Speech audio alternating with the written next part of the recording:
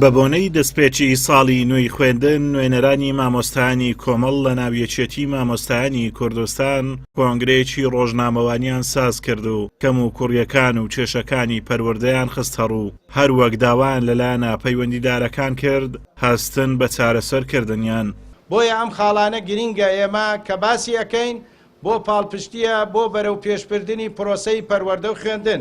خاڵی یەکەم دەستپێکردنەوەی پلەبەرزکردنەوە تەرفیع بۆ مامۆستایان کە بە نایاسایی ماوەی چەندین ساڵە وەستاوە. خاڵی دووەم پێدانی موچە لە کاتی خۆیدا کە 30 ڕۆژ جارێکە و حکوومەت پابەندی بەڵێنەکانی بێ.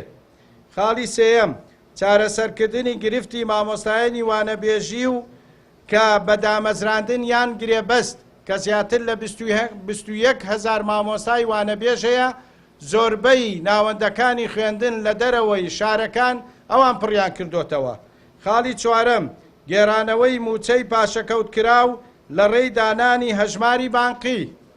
خاڵی پێنجەم هاوتاکردنی موچەی خانەنیشان لەگەڵ حکوومەتی ناوەند. خاڵی شەشەم گواستنەوەی موچەی مامۆستایانی خوێندنی کوردی بۆ سەر ناوەند کە چەندین ساڵە داوایان کردووە. خاڵی حەوتەم مۆڵەتی بێموچە لە 2 ساڵەوە بکرێتە 5 ساڵ وەکو وەزارەتەکانی تری حکوومەتی هەرێم.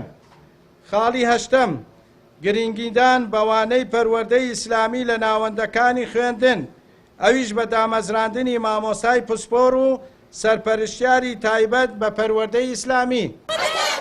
هەڵسەنگاندنەکان دەری دەخەن پرۆسەی پەروەردە لە هەرێمی کوردستان لە دۆخێکی خراپدایە و پاشەکشەی کردووە.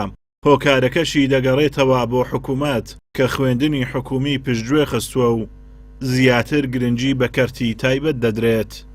دۆخی خوێندن لە هەرێمی کوردستاندا بەداخەوە ستاندارەکان پێمان دەڵێن هەڵسەنگاندنەکانی ساڵانە پێمان دەڵێن کە پرۆسەی پەروەردە ئاسی زانستی لە ناوەندەکانی خوێندن لە ئاسێکی نزمدایە لە پاشەکشەدایە بەداخەوە کە ئەمەش بەهۆی ئەوەی کە کۆمەڵێک قەیرانی کەڵەکە بوو لە ساڵانی ڕابردوو لە ئێستاشدا حکومەت نەیتوانی و چارەسەری بۆ بکاتن بەداخەوە لە هەم لە پاڵپشتی نەکردنی حکومەت لە پرۆسەی پەروەردە و لە خودی مامۆستا لە خودی خوێندن لە خودی قوتابی ئەمە وای کردو بەڕاستی پرۆسەی پەروەردە پاشەکشە بکاتن. لە ڕاستیا دۆخی پەروەردە لە قەیرانێکی قوڵایە ئەتوانین بڵێن ئێستا هەرێمی کوردستان بە قەیرانێکی قوڵاتی ئەپەڕێ حکوومەتی هەرێم فەرامۆشی دۆخی پەروەردەی کردووە ئەوە تا کەرتی پەروەردە حکوومەت ناتوانێت پێداویستەکانی دابین کا بۆیە کە وردە هەنگاو بە هەنگاو ئااتێ دەست کەرتی تایبەت کەرتی تایبەتیش بۆ پەروەردەکردن بەڕاستی زۆر مەترسیدارە چونکە پەروەردەکردنی نەوەی داهاتوو بیدەیت دەستکەرتی تایبەت ئەمە لە زۆربەی وڵاتانە حکومەت خۆی سەرپەرشتیەکە بۆیەکە نیشانەی فەشەلی دەوڵەتە حکومەتە لەو بارەدا بووە کە بەجێ هێڵێ بۆ کەرتی تایبەت. وا بڕیارە ڕۆژی 13 مانگ ساڵی نوێی خوێندن بە بەشداری 1,800,000 قوتابی لە هەرێمی کوردستان دەست پێ بکاتەوە ئەمما لە کاتێکدایە قوتابخانەکان بە پێی ستانداردی جیهانی نین.